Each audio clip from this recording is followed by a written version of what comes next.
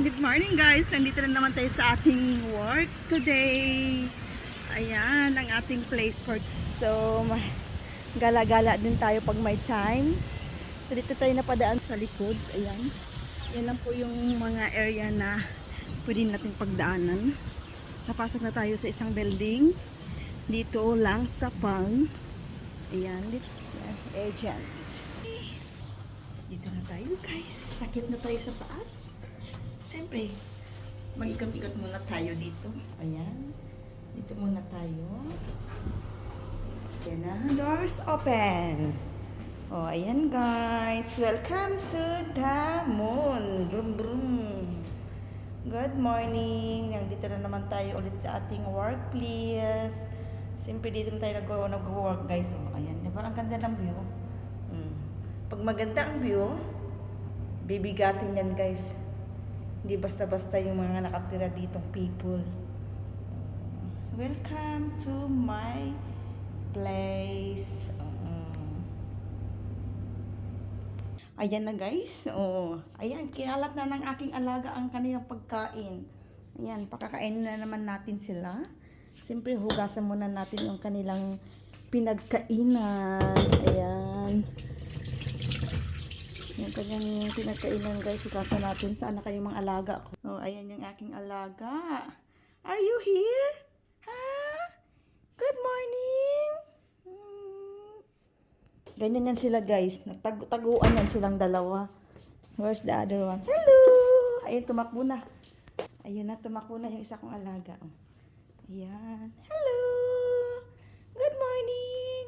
Ang ganda ng view dito guys. Ayan po. Ayan po yung Palm. Ayan po yung GBR guys. Oh. Yung may big well doon sa dulo, Ferris wheel. Diba? Ang ganda ng view. Sa view pa lang guys, makaka-relax ka na. Diba? Ang ganda. Welcome to my vlog guys. Thank you for watching. So, ayan guys, hugasan muna natin yung kanilang pinagkainan. Siyempre, kasi nalagyan natin panibagong pagkain nila. Diba? Ganito lang po yung work ko dito guys. Talaga kailangan matyaga talaga sa mga trabaho. Kung mapili-pili. Kasi pag mapili ka talaga, nako, walang patutunguhan talaga, hindi ka magtagal sa isang lugar kung mapili ka sa mga trabaho.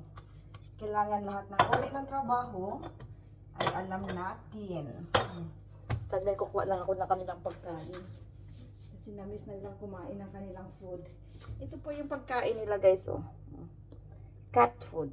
Diba? Ang ganda. Okay, kasi dalawa sila. Hatiin natin sa dalawa yung kanilang pagkain. Ganito yung ginagawa ko everyday sa aking dalawang alagang pusa. Hatiin natin yan sa dalawa. Nagtatago sila kasi takot sila sa tao kaya nagsitaguan. Yung isa nasa loob ng kabinet. Yung isa naman nasa under ng kabinet. Tumatakbo siya kasi siyempre hindi sila sanay sa atin. Doon sila sanay sa kanilang mama. Diba guys? Ganyan lang. Ganyan ang pagkain nila. Bukas ulit ako magpapakain sa kanila.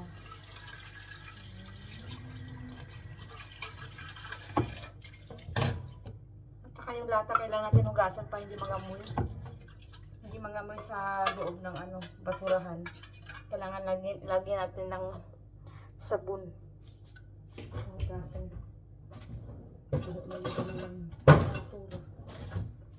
Bukas ulit ako mag-ano.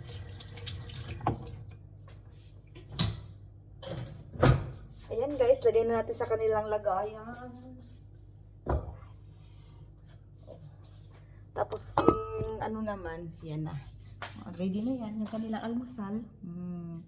Ito naman guys, ayan sa baba. Snacks lang nila yan. So, kailangan natin ayusin. Thank you for watching. Bye!